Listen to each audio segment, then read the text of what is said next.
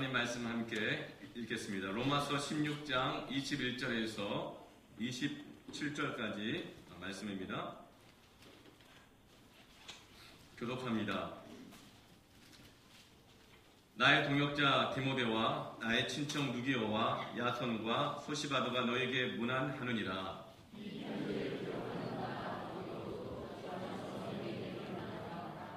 나와 온 교회를 돌보아주는 가이오도 너에게 문안하고 이성의 재무관 에라스도와 형제 구아도도 너에게 문안하느니라.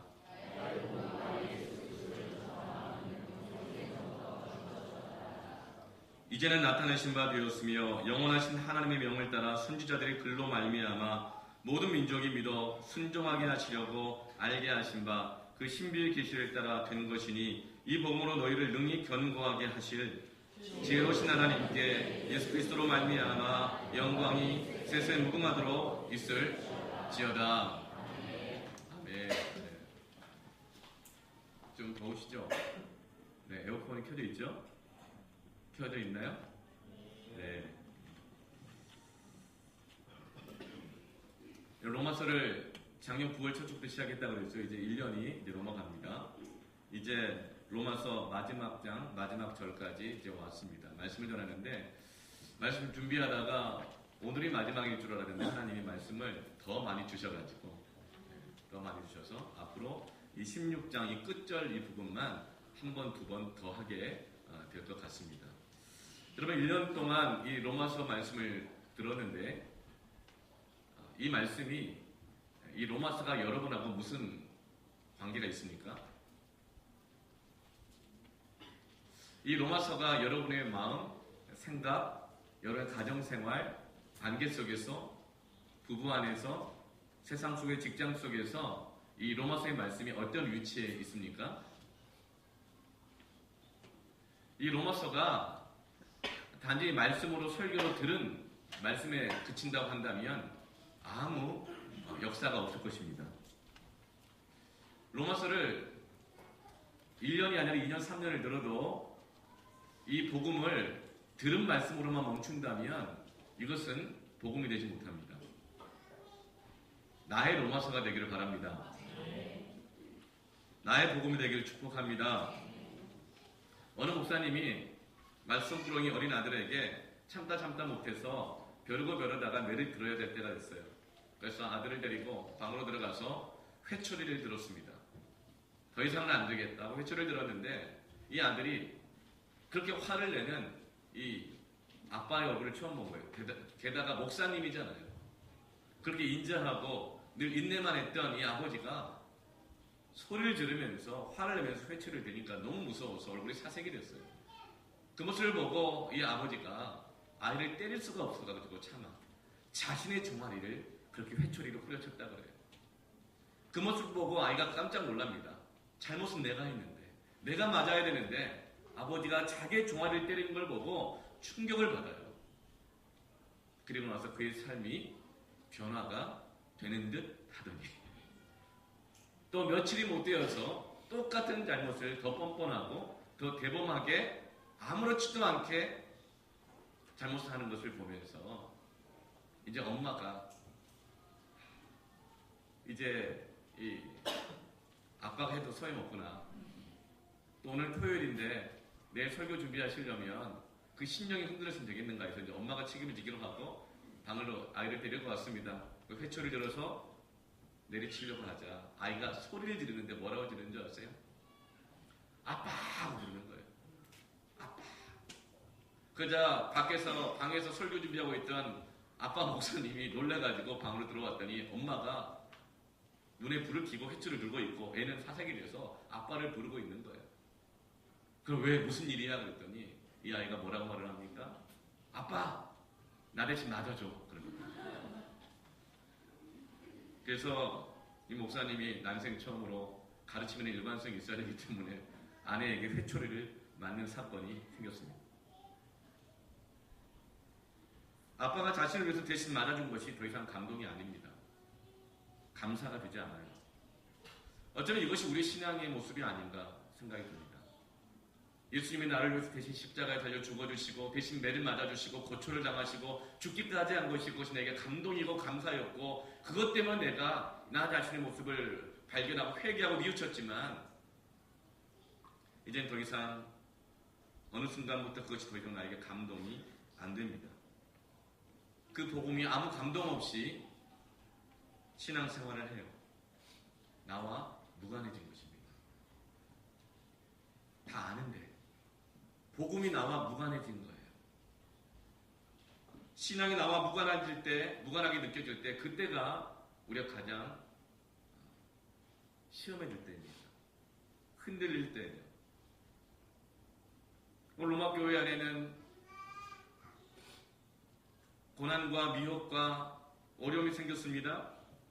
17절 말씀 보면 형제들아 내가 너희를 권하는 너희가 배운 교훈을 거슬러 분쟁을 일으키거나 우리는 예수님이 나와 무관하게 느껴질 때 모든 것이 흔들립니다. 이 사람과 나 사이가 무관하게 느껴질 때 모든 것이 흔들립니다. 그리고 이단 거짓 가르쳤던 사람들처럼 신앙과 세상의 삶은 무관한 것이다. 분리된 것처럼 말하는 것, 살아가게 하는 것 그때 우리는 흔들립니다. 복음과 내가 무관하게 느껴질 때 복음과 내가 무관하게 살아갈 때 그 복음은 예수 그리스도이신데 그분과 내가 무관하게 살아가고 무관하게 생각하고 무관하게 관계없이 세상에서 살아가기 시작할 때 우리 신앙은 흔들리게 되어지고 모든 것은 흔들리게 되는 것입니다. 사도 바울은 로마서 이 마지막을 쓸 때 로마 교회 성도들에게 편지하면서 앞으로 로마 교회에게 닥치게 될 어려운 위기를 경고하고 있습니다. 17절 말씀처럼 배운 교훈을 거슬러 분쟁이 일어나면서 관계가 흔들리고 깨지게 될 것입니다. 사탄은 교회 안에 악한 분쟁을 일으킵니다. 모든 관계를 분리하려고 듭니다. 이단은 교회와 세상을 분리시키려고 하고 직장생활과 내 고민과 신앙이 무관하게 살아가도록 우리를 미혹합니다. 게다가 이단들이 들어올 뿐만 아니라 자기 배만 섬기는 이기적인 사람들이 나타나면 우리의 신앙은 더 흔들립니다. 게다가 말만 잘하는 말로 아첨하고 말만 잘하는 신앙생활하는 사람들이 또 나타나면 우리 신앙이 또 더 흔들리면서 복음이 나와 더 무관하게 느껴지게 만들고 교회와 세상에서의 삶은 완전히 대립되고 무관하게 느껴지게 만드는 것이 사탄의 유혹이라고 오늘 바울은 말씀하고 있습니다. 그래서 이 흔들림 속에서 우리를 견고하게 하시기 위해서 하나님은 사람들을 붙여주십니다. 그들을 동역자라고 말을 하죠. 그래서 로마서 16장 1절부터 37명의 동역자들이 나타납니다. 고린도 교회에서 만난 사람들, 바울의 1차, 2차 전도여행에서 만난 사람들, 그런데 그들이 지금 로마 교회 안에 함께 있는 그들의 사람들의 명단이 37명이 나옵니다. 그들에게 서로 문안하여라. 함께 동역하여라. 그리고 오늘 21절부터 8명의 동역자가 나옵니다. 디모데, 누기오, 야손, 소시바다, 더디오, 가이오, 에라스토, 구아도 합쳐서 총 45명 이들을 동역자라고 부르며 이들과의 관계를 통해서 동역을 통해서 사단의 모든 미혹과 유혹과 고난으로부터 흔들리지 않도록 지키게 하는 것이죠. 그런데 이들의 관계마저도 동역 관계마저도 흔들리게 하지 않고 견고하게 하려고 하면 무엇이 필요할까요?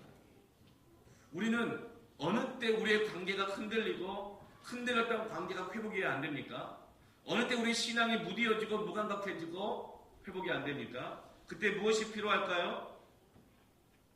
26절 말씀의 하반절에 이 복음으로 너희를 능히 견고하게 하시되 복음이 동역자들의 관계를 견고하게 하는 것입니다. 복음이 나의 신앙을 견고하게 하는 것입니다. 교회를 견고하게 하는 것은 복음입니다. 그런데 이 복음이 어떤 복음입니까? 들은 복음이 아닙니다. 설교로 들었던 복음이 아닙니다. 이 복음은 누구의 복음이 아닙니다. 아내 치맛자락 붙잡고 가는 아내의 복음이 아니고 나를 위해서 기도하고 있는 그 사람의 복음이 아니고 목사님이 전하는 복음이 아니고 나의 복음이 25절 말씀 나의 복음과 라고 말합니다. 모든 흔들리는 것을 견고하게 하는 복음은 나의 복음인 것입니다. 들은 복음은 나의 신앙을 지켜주지 못합니다. 누구의 복음은 나의 신앙을 지켜주지 못합니다. 내가 존경하는 그 사람의 복음이 나의 신앙을 견고하게 하지 못합니다. 이 복음, 견고하게 하는 이 복음은 나의 복음인 것입니다.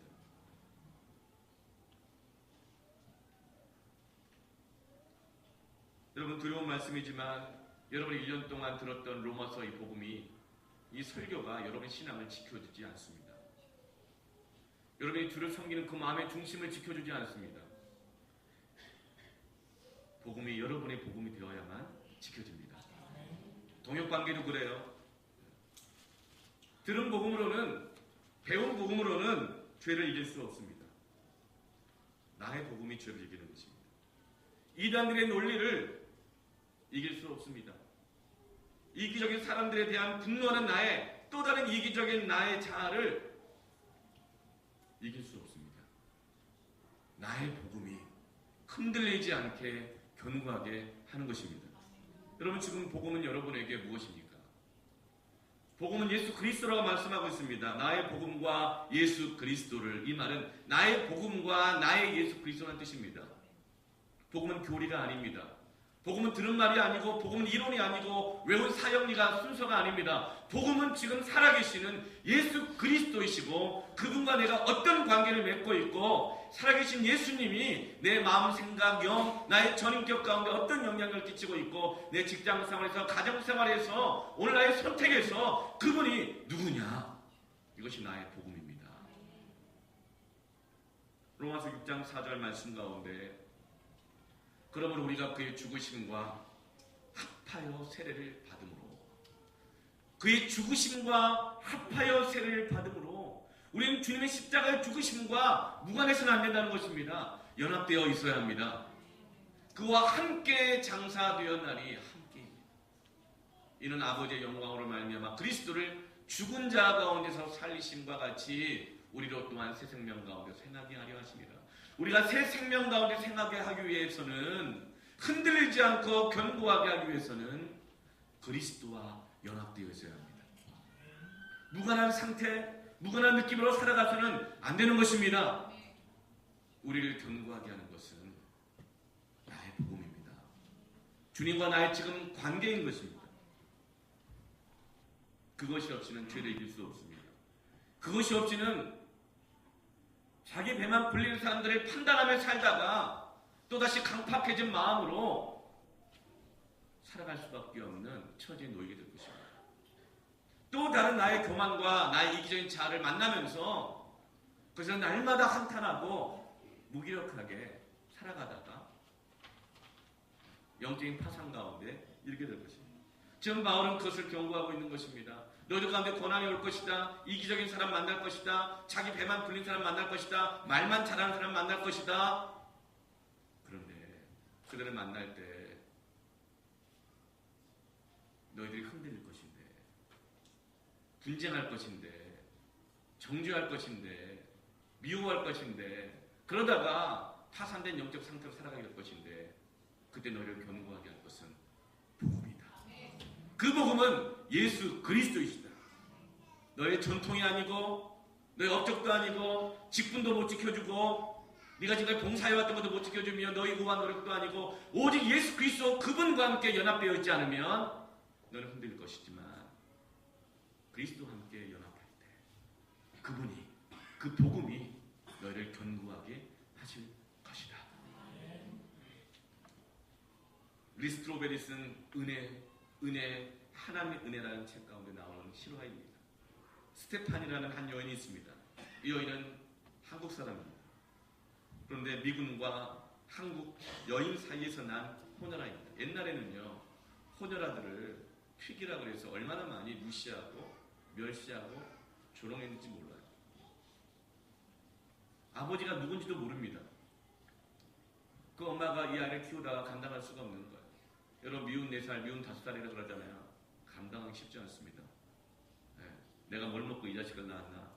이 아이를 낳았던 마음이 흔들립니다. 그 마음을 견고하게 하는 건 뭡니까? 복음입니다. 주님이십니다. 주님과의 관계가 견고하게 하는 것이지, 몸 좀 편하게 된다고 아이 키울 마음 생기는 것 아닙니다. 착각하면 안 됩니다. 그런데 게다가 이 아이 엄마는 4살 때까지 키우다가 이 아이를 볼 때마다 사람들에게 자기가 조롱을 받는 거예요. 이 아이야말로 너 그 미군하고 그렇게 살다가 이렇게 그런 여자 아니냐? 이 아이를 볼 때마다 그 조롱을 받는 거예요. 또 이 아이가 나가서 무시당하고 조롱받는 걸 보면서 견딜 수가 없는 거예요. 그래서 이 아이를 4살 때 버립니다. 먹을 걸 조금 도장에 싸다가 기차역에 버려요. 기차가 도착하면 이 삼촌이 올 거야. 그렇게 거짓말을 하고 기차역에다가 갖다 버립니다. 오죽하면 버렸겠어요. 오죽하면 힘들어서.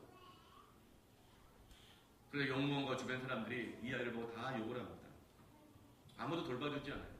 그 이 아이가 4살 때부터 들판에서 삽니다. 들쥐를 잡아먹고 살아요. 그리고 7살 때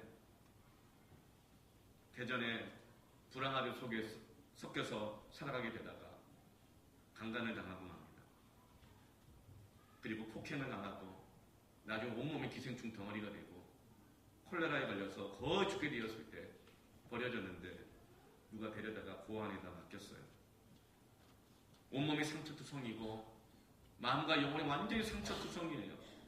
인간이라고 말할 수 없는 몸과 마음의 상태입니다. 영양실조에 걸렸어요. 그런데 그 성격은 거칠 대로 거칠어져 있어요. 작은 일에도 분노하고 소리를 지르고 악을 지르고 결코 지지 않으려고 하고 칼을 들고 분노하고 살아갑니다. 그러던 어느 날 선교사 부부가 이 고아원에 갓난아이를 입양하려고 왔다가 자기를 물끄러미 바라보고 있더니 9살 된 이 소녀를 발견하게 됩니다. 그 아이를 볼 때 하나님이 국률한 마음을 주셔서 스테파니를 꼭 껴안아줘요. 이 아이는 그런 사랑을, 이런 경험은 처음인 거예요. 이 아이의 기억상 한 번도 누가 자기를 이렇게 안아줬던 기억이 없어요. 이 아이를 안았던 경험은 강간의 경험밖에 없어요. 따뜻한 품으로 안아주는데 너무 당황스럽고 놀라고 어떻게 할지 몰라서 마음과 다르게 몸이 반응을 못하는 거예요. 선교사님의 이 부부의 손을 뿌리치고 쫓아가는, 또 안아주려는 선교사님 얼굴에 침을 2번이나 뱉습니다. 저리 가라. 소용없다. 그런데 이 미국 선교사님 부부가 이 아이를 입양하기로 결정하고 이름을 스테파니로 지어줍니다. 이 아이는 자기가 이 선교사님 가정에 식모로 가는 줄 알았어요. 나 같은 애를 누가 왜 도무지 어떤 이유도 모르겠는 거예요. 아, 날 식모로 데려가나 보구나. 또 일시키려고 하나 보구나. 그거 외에는 나를 데려갈 이유가 없다고 생각한 거예요. 그런데 몇 달이 지나도 아무 일을 시키지 않고 먹이고 입히고 씻기고 재워주는 거예요. 이상해요. 그래서 불안해요.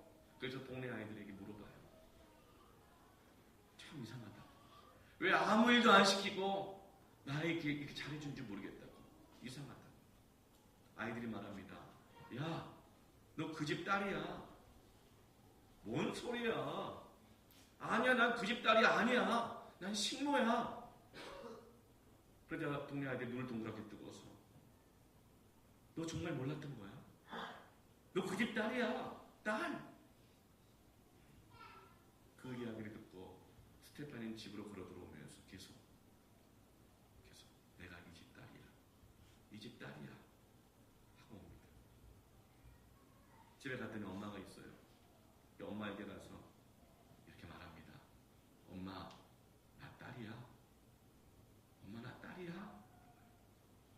엄마가 미국 사람이라 못 알아들어요. 그 집에서 일하는 어떤 분이 통역을 해줬어요. 그 이야기를 듣더니 엄마의 눈에서 눈물이 하염없이 흘러요. 아이를 껴안으면서 이렇게 말해줘요. 그래, 내가 내 엄마야. 너 내 딸이야. 그렇게 울었어요. 그때 스테파니에게서 내가 엄마 딸이냐는 말을 들었을 때 마음이 어땠냐고 물어보니까 대답을 못해요. 그럼 어떻게 말로 표현해요? 그리고 이제 미국으로 돌아가서 이 선교사님 부부는 목회를 하시게 됩니다. 그리고 이 스테파니의 나이가 17살이 되었어요.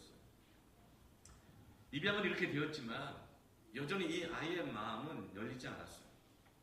왜냐하면 자기가 9살 때까지 어떻게 살았는데 한 번도 그 얘기를 해본 적이 없는 거예요.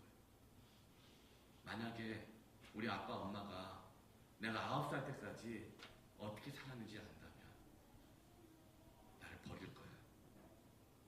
나를 버릴 거야. 자기 과거를 누가 자기 부모님에게 얘기할까봐 불안해가지고 밤에 잠들 때마다 우리 부모님이 알면 어떻게 되지? 그 두려움 속에서 잠이 들었어요. 그러다가 어느 날 엄마하고 작은 일로 다툼이 생겼어요. 별일 아닌데 엄마가 자꾸 지적을 하고 얘기하는 거예요. 그러자 이 스테파니가 갑자기 분노가 치밀어 오면서 화를 내고 소리를 지르면서 막 어머니를 되들었어요. 그 모습을 본 엄마가 너무 당황해요. 그리고는 스테파니는 방에 들어가 소리를 지르고 방에 들어가 문을 쾅 닫아버리고 이불을 뒤집어 쓰고 소리를 지르면서 울부짖기 시작합니다. 너무 당황한 이 아빠 엄마가 방에 들어가서 스테파니를 아무리 달래려고 해봐도 소용이 없어요. 그리고 이렇게 말합니다. 스테파니야, 우리 너를 사랑한다. 그러나 우리가 할 수 있는 것이 없구나. 정말 너를 이제 도와줄 수 있는 분은 예수님밖에 없어. 예수님밖에 없어. 내가 아빠가 예수님에 대해서 너에게 잠깐 이야기해도 되겠니? 스테파니가 가만히 있어요. 예수님에 대해서 이야기해 줍니다. 예수님이 어떤 분이신지. 그리고 이렇게 마지막에 이렇게 얘기합니다. 예수님께 도움을 구해라. 예수님이 너를 도와주실 거야. 하고 이 부모는 아무것도 할 수 없는 마음으로 방을 나갔어요. 근데 스테파니가 그 아빠의 예수님에 대한 이야기를 듣고 생각합니다. 그 전까지도 스테파니 예수님이 누군지 알았어요. 그런데 지금까지 그 예수님은 자기하고는 관계가 없는 분이었어요. 그런데 아빠 엄마 얘기를 들어보니 그 예수님이 자기가 비슷한 것이 많은 거예요. 예수님도 자기처럼 버림을 받았어요. 믿었던 제자들에게, 많은 사람들에게 버림을 받았어요. 예수님의 육신의 아버지 요셉도 사실 진짜 아버지가 아니에요. 예수님도 길거리에서 노숙함에 많이 잤어요. 예수님도 사람들의 조롱을 당했고 예수님을 죽이려고 사람들이 벌떼처럼 쫓아다니며 달려들었어요. 자기하고 똑같은 거예요. 그 예수님이면 나를 이해하실 수 있을 것 같다. 그래서 그때 처음 예수님께 기도합니다. 예수님이 아빠, 엄마가 말한 그 예수님이 맞다면 나한테 어떻게 좀 해주세요. 기도를 뭘 구해야 될지도 모르니까 기도하는 내용이 어떻게 좀 해주세요. 자기도 어떻게 될지 모르겠대요. 그 예수님이 나의 예수님 맞다면 어떻게 좀 해주세요. 그런데 그 기도가 즉시 응답을 받았어요. 스테파니의 눈에서 눈물이 터진 거예요. 지금까지 한 번도 이 아이는 울어본 적이 없어요. 우는 것은 죽는 일 같아요. 약한 소리하고 울면 사람들이 더 조롱하고 더 달려들고 시끄럽다고 말하고 때리고 그렇게 했어요. 그런데 그날은 걷잡을 수 없는 눈물이 터지는데 통곡하며 이 아이가 웁니다. 그때 엄마 아빠가 놀라서 들어왔어요. 그리고 스테파니의 팔을 잡고 오해라는 그 아이를 위해서 같이 기도합니다. 그때 놀랍게 기적이 일어났어요. 스테파니의 마음속에 하나님이 나를 아시는구나. 그런데도 나를 이렇게 포기하지 않고 사랑하시는구나. 아시면서 사랑하시는구나.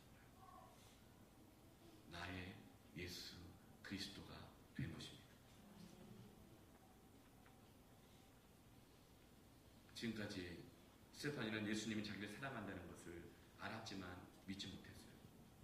나의 예수 그리스도가 아니었어요. 나 같은 사람을 누가 사랑을 해? 일만 시켜줘도 고맙지. 나 같은 사람을 누가 사랑을 해?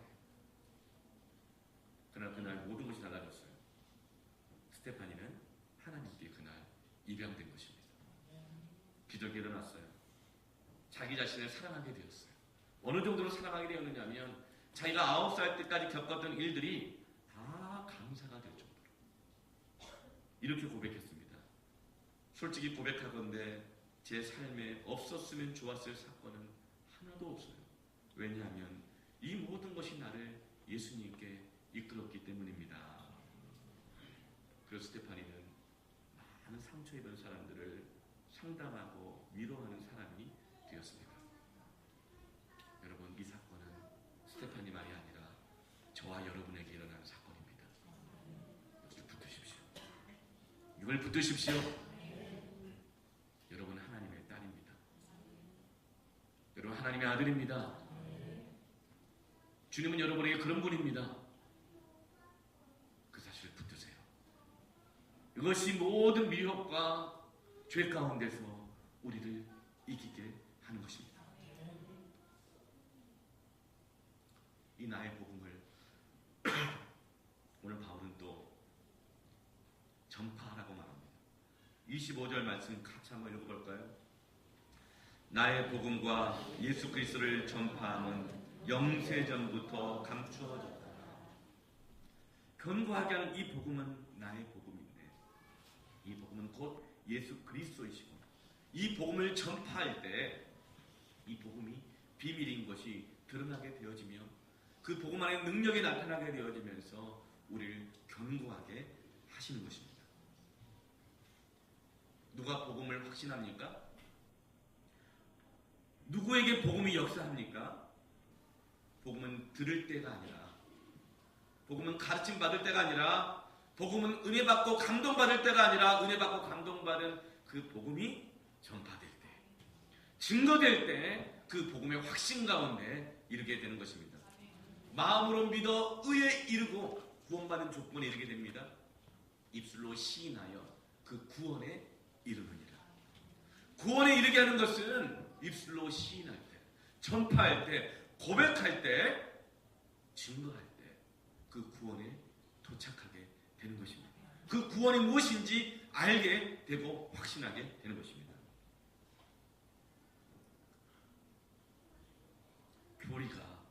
교리가 우리 신앙을 지켜주는 것이 아닙니다. 배움이 지켜주는 것도 아닙니다.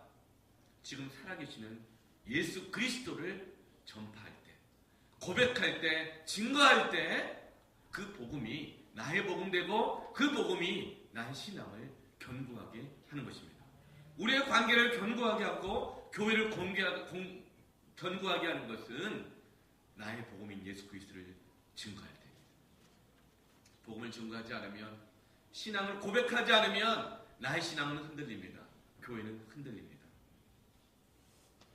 복음은 증거되어질 때, 고백되어질 때 역사하는 것이죠. 세상 앞에서 주님과 나 사이가 어떤 사이인지를 고백하는 거예요. 그게 전도예요. 사도행전의 전도의 모든 내용을 보세요. 그 내용은 주님이 나에게 어떤 분인가요? 내가 주님에게 어떤 사람이었는가? 그를 십자가에 못 박고 죄 가운데 있었던 사람이었지만 이제는 주님이 십자가에 달려 죽으심으로 나의 모든 죄를 속량하시고 죽음에서 부활하셔서 나를 죄 가운데 있는 죽음으로부터 나를 살리셨다. 그분이 부활의 주님이 나의 주, 나의 하나님이시다. 이것이 복음의 내용입니다. 세상 속에서 이 복음이 주님이 나에게 어떤 분인가를 고백하는 것입니다. 이 고백이 사라질 때, 이 증거가 사라질 때 우리의 모든 신앙은, 모든 관계는, 모든 신앙생활은 다 흔들리고 무관하게 느껴지는 것입니다. 주님이 어떤 분인지를 고백하십시오. 제가 예수 믿고 나서 군대에 입대했습니다. 92-7305-7123은 군사기밀입니다. 제 군번호죠. 군대는 제가 예수 믿고 나서 2년 만에 가게 됐는데 세상이 나를 대하는 태도가 완전히 달라졌다는 것을 뼈저리게 느끼게 해주는 것이 군대였어요. 예수 믿지 않고 군대 갔다면 그런 충격을 받지 않았겠지만 예수 믿고 2년 만에 군대를 갔는데 세상이 바뀐지 내가 바뀌었는지, 내가 바뀌니까 세상이 나를 다르게 대하는 거죠. 나를 미워하고 판단하고 정죄하고 고통스럽게 하고 조롱하고 어렵게 함을 느끼는 것이 바로 군대였어요. 우리는 예수를 잘 믿다가도 세상 속에 나아가면 이런 어려움을 겪게 됩니다. 그리고 혼란을 겪기도 하죠. 학교에 가면 느낍니다. 집에서 예수 안 믿는 가족이 누가 있으면 그런 어려움을 좀 느끼다가 직장에 가고 사회에 발을 내딛게 되면 우리는 그런 충격을 받게 되고 거기서 점점 신앙과 무관하게 되어진 나를 발견하면서 흔들리게 되는 것을 많이 보게 됩니다. 우리는 이 싸움이 놓여 있습니다. 지금 로마교회 성도들에게는 이 싸움이 지금 놓여 있다는 것입니다. 그때 이들을 견고하게 하는 것이 무엇인가? 군대 가기 2년 전에 저는 예수를 믿고 나서 2년 동안 제 삶이 완전히 달라졌어요. 교회에서 청년부 회장, 주일학교 교사, 성가대 총무, 공단선교회 회장, 교회에서 1인 사역을 맡았습니다. 주일이면 새벽부터 저녁까지 집에 가면 보통 11시였죠. 청년부 원이 3명이었는데 제가 그리고 선교단체에서는 IBF라는 선교단체에서는 DPM 담당자로 매일 아침 기도회 새벽 기도 갔다 와서 학교 아침 7시 반까지 가서 1시간 동안 큐티 나누고 기도 같이 하고 아침 기도 새벽 기도 담당자를 아침 기도 담당을 했습니다. 그리고 LGM이라고 라지 그룹 미팅의 약자인데 예배 담당자, 예배부장 같은 이런 역할을 한 것이죠. 예배 인도를 했습니다. 그리고 셀이라고 하는 소그룹 리더를 했어요. 그때 이름이 섬김이었어요. 그래서 지금도 우리 패밀리는 리더가 섬김이라고 부르는 거예요. 그때부터 역사가 있죠. 네. 섬김을 했습니다. 그리고 예수 믿는 사람이 모범이 되어야 되기 때문에 학교 공부도 열심히 해서 늘 장학금을 받을 정도의 성적을 계속 유지하느라고 11시 이전에 집에 가본 적이 없어요. 늘 도서관에서 집으로 갔어요. 11시 넘어서. 마지막 도서관 정리는 제가 했어요. 그리고 집에 가면은 마당에 벽면이 있는데 저희 신앙을 고백하고 싶은 거예요. 우리 집이 어떤 집이 됐으면 좋겠는가. 그래서 벽면 전체에다가 예수님이 양 한 마리를 안고 있고 그 뒤에 양떼들이 푸른초장에 풀을 뜯고 있는 시편 23편의 말씀처럼 주는 나를 기르시는 목자여 나는 그의 어린 양과 같이 나도 주님처럼 많은 영혼들을 섬기고 살고 싶다. 그런 신앙의 고백으로 이 마당 담벼락 전체에다가 그림을 페인트 사서 다 며칠 동안 그렸어요. 그리고 이제 군대 가기 얼마 안 남았는데 그때 유치부 교사를 하고 있었잖아요. 근데 이 아이들에게 뭔가 남겨주고 가고 싶은 거예요. 근데 뭐가 없잖아요. 근데 유치부를 돌려보는데 유치부실 벽면이 당시에 개척교회라 많이 어려웠어요. 페인트도 제대로 못하는 그런 교회였어요. 근데 막 곰팡이가 막 끼어 있는 거예요. 비가 오고 뭐 결로가 생기고 하니까 시커멓게 생겼어요. 그래 그 곰팡이 잘 긁어내고 제가 페인트를 사다가 벽면이 여기부터 저 끝까지 정도 되는 큰 벽면이었어요. 거기에 이 누가복음 말씀 나오는 예수님이 베드로를 제자로 부르실 때의 장면, 내가 너를 사람을 낳는 어부가 되게 하리라. 그러면서 그물이 찢어지도록 고기가 많이 잡힌 사건을 그림을 그냥 예수님 베드로 안드레 야고보 쫓아오는 배들 물고기가 그물이 가득 차 있는 거를 일주일 동안 그렸어요. 저희 신앙의 고백이었죠. 아이들아, 선생님의 비전은 영혼 구원과 세계 선교란다. 나는 너희들 앞으로 장차 자라서 사람을 낳는 어부가 되기를 원한다. 비전을 주고 가고 싶은 거예요. 신앙 고백이었어요. 나의 비전은 신앙의 고백이에요. 내 인생의 목적은 신앙의 고백이에요. 예수님이 나에게 뭘 원하시는가? 예수님을 따라가는 삶이 뭔가? 선교사든 교사든 사업을 하든 무엇을 하든 우리는 동일하게 사람을 낳는 어부가 되기를 원합니다. 신앙 고백이 되어야 돼요. 인생의 계획, 목적, 비전, 직장, 신앙의 고백이 되어야 합니다. 그 그림을 그려주고 갔어요. 12월 23일 날 상공리 보충대 입대를 해가지고 며칠간 머물렀다가 자대 배치를 받았는데 첫 번째 이 관문이 있어요. 뭐냐면 처음 신병들이 오면 노래를 시키는 겁니다.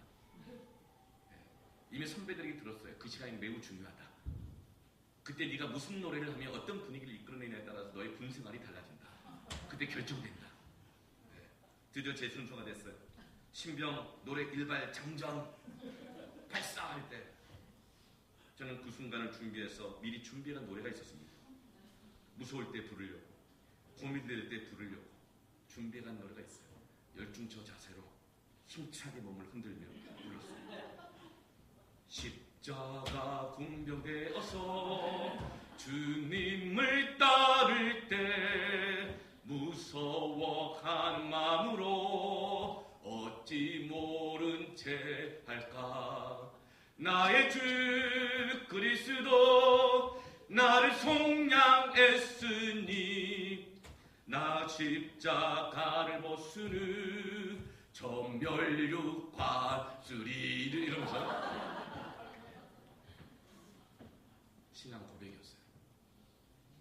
그 노래를 한 이후로 정말 추워졌어요.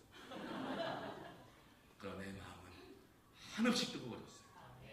견고해졌어요. 분명해졌어요.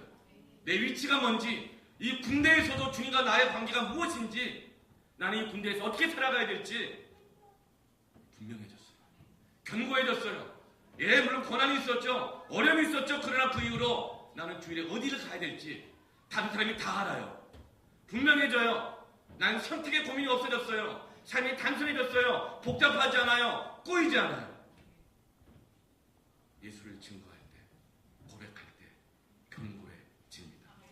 이 복음으로 능히 너희를 견고하게 하실 나의 복음 예수 그리스도. 로마교회 성도들은 이 로마서를 받아든 이후에 250년간의 핍박을 계속 받게 됩니다. 사실 이것을 예견하고 바울은 이 로마서를 쓰고 있는 거예요. 이런 어려움이 다가올 것인데 하루 이틀에 끝날 건 아닌 것 같다. 너희들이 흔들릴 것 같은데 견고해져야 된다. 사단은 그리스도인들을 흔들 때, 교회를 흔들 때 먼저 관계를 흔듭니다. 그래서 17절 말씀처럼 분쟁이 일어나게 해요. 관계가 무의미하게 느껴지게 만듭니다. 갈등이 생깁니다. 미워하게 하고 정죄하게 판단하게 합니다. 말들이 돌아다닙니다. 그리고 나서 복음을 거스르게 합니다. 배운 교훈을 거슬러서 분쟁을 일으키게 만듭니다. 더 이상 말씀을 가르치는 것이 더 이상 그들의 권위가 되지 않습니다. 다 거스릅니다. 그리고 복음과 세상은 무관한 것처럼, 대립되는 것처럼 계속 거스르는 일들이 일어납니다. 왜요? 관계는 교회이기 때문에 그렇습니다. 복음이, 말씀이 교회의 기초이기 때문에 사탄이 것을 흔드는 것입니다. 그 다음에는 환경의 어려움을 통해서 계속 지속적으로 흔드는 것입니다. 로마교회 성도들이 그랬어요. 그래서 그들은 견딜 수 없어서 그 핍박을 피해 땅속으로 숨어듭니다. 땅을 팝니다. 그리고 거기에 무덤을 만듭니다. 거기가 카타콤입니다. 지하무덤. 로마 사람들은, 로마는 무덤을 신성시하기 때문에 무덤에는 함부로 건드리지도 않고 들어가지도 않습니다. 그리스도인들이 유일하게 피할 수 있는 것은 땅속 무덤이었습니다. 거기에 동굴을 파고 집을 만들고 예배당을 짓고 거기서 결혼하고 그 땅 속에서 아이를 낳고 그 아이가 낳아서 또 자라다가 결혼하고 아이를 낳고 또 죽고, 그러기를 250년을 삽니다. 낮이면 무덤 속에 거해 있다가 밤이 되면 무덤 밖으로 나와서 로마 시민들에게 부거를 하며, 그러나 그 가운데서도 복음을 전합니다. 이들이 왜 힘들지 않았겠어요? 왜 혼란스럽지 않고 왜 미혹이 없었겠어요?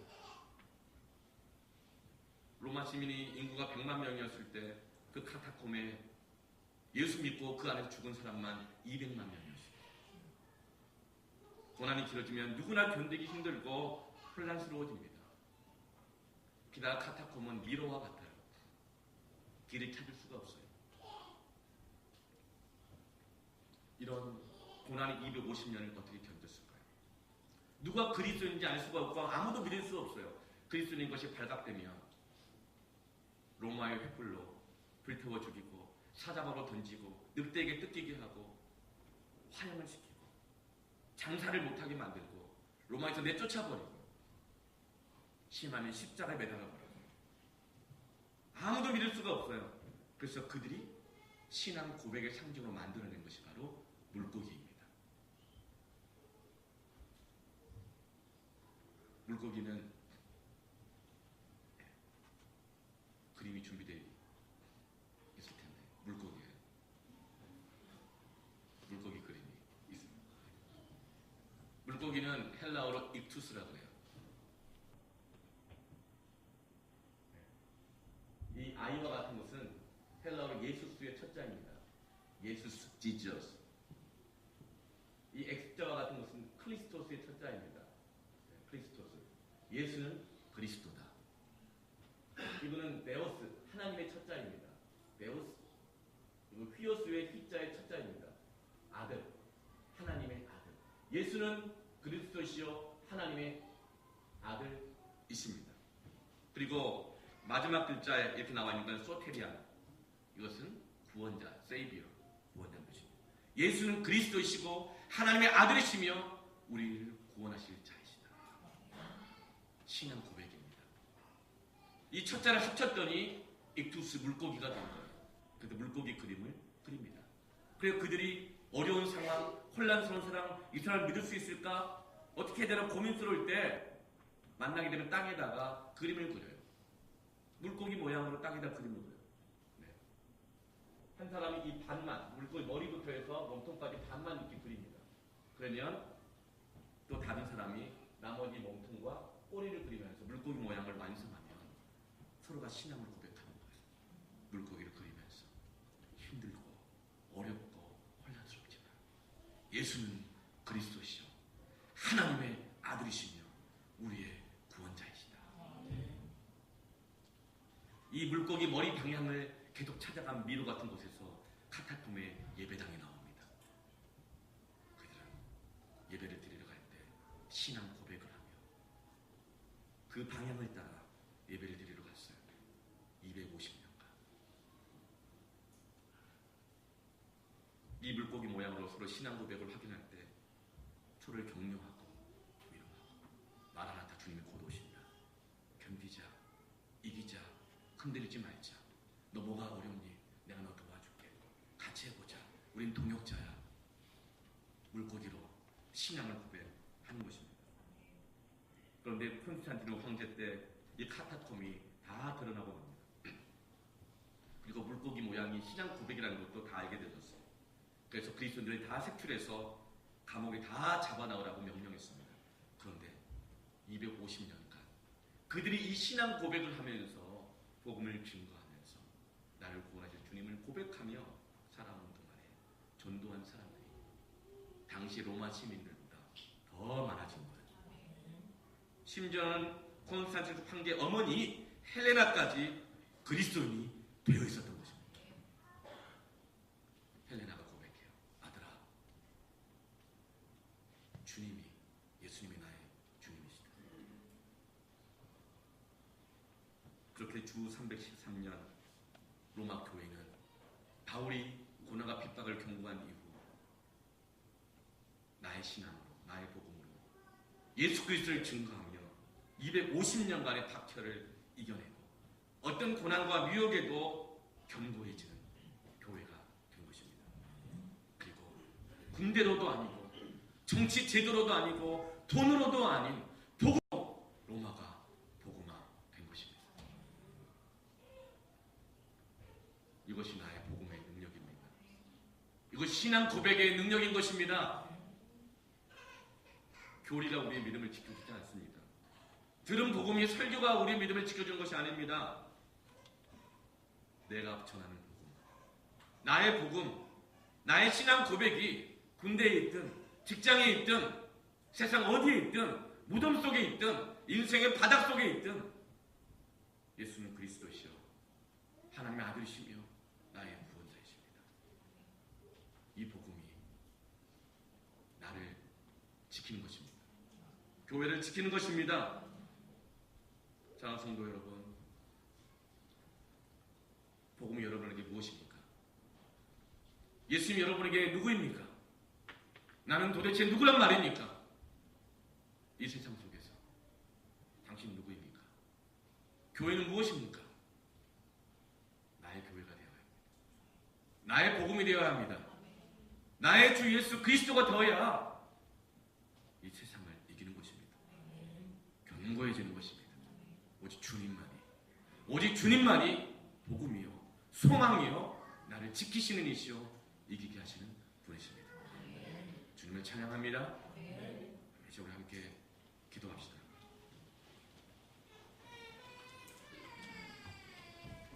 여러분은 인생의 바닥 가운데 있다고 느끼는 분이 있습니까? 카타콤 같은 동굴 속에 있다고 느끼는 분이 있습니까? 주님이 무관하게 느껴지고 복음이 과연 뭔가? 내 안에 그런 감격이 언제 있었었나? 그런 분 있습니까? 주님 다시 오실 때까지 나의 복음을 붙드십시오. 예수 그리스도를 고백하십시오. 주님 다시 오실 때까지 나는 이 길을 가리라 함께 찬양을 하면서 다시 우리가 주님 앞에 신앙 고백하기를 원합니다. 마음을 드리기를 원합니다.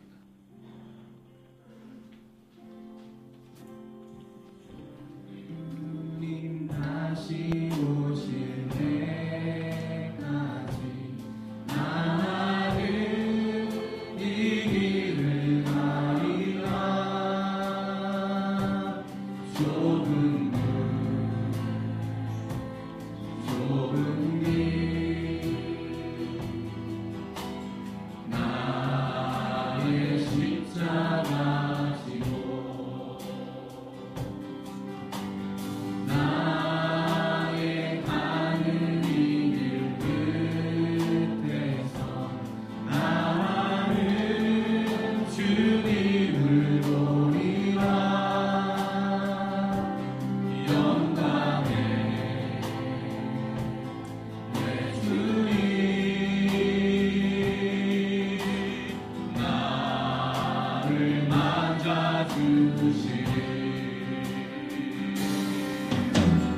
주님 다시 오실 때까지 반드시 다시 오실 것입니다. 나는 일어나 달려가리라. 주의 영광 온 땅 덮을 때 나는 일어나 노래하리. 내 사모하는 주님 온 세상 부으시라. 내 사모하는 주님 영광의 왕이시라.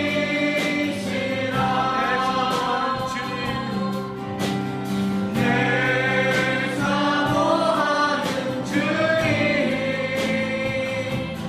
온 세상 부으시라. 내 사모하는 주님 영광의 왕이시라. 주님 다시 오실 때까지 여러분 기도하십시다. 여러분 기도합시다. 여러분 기도합시다. 여러분 기도합시다. 주님을 고백하십시다. 세상 속에서 죄 앞에서 주님이 나에게 어떤 분인지 고백해야 삽니다. 주님이 나에게 어떤 분인지 고백해야 삽니다. 신앙을 고백해야 합니다. 주는 나의 주님이십니다. 나를 구원하시는 분이십니다. 주님만이 나를 도우실 이십니다. 나의 복음으로 나의 주님을 이 시간 고백하십시오. 고백하십시오. 그리고 세상 가운데서 그 주님을 또 고백하십시오. 고백하십시오. 주님을 고백해야 삽니다. 삽니다. 이깁니다. 흔들리지 않습니다. 이 시간 고백하며 주님 앞에 간구하며 기도하며 나아가겠습니다. 기도합니다. 살아계신 주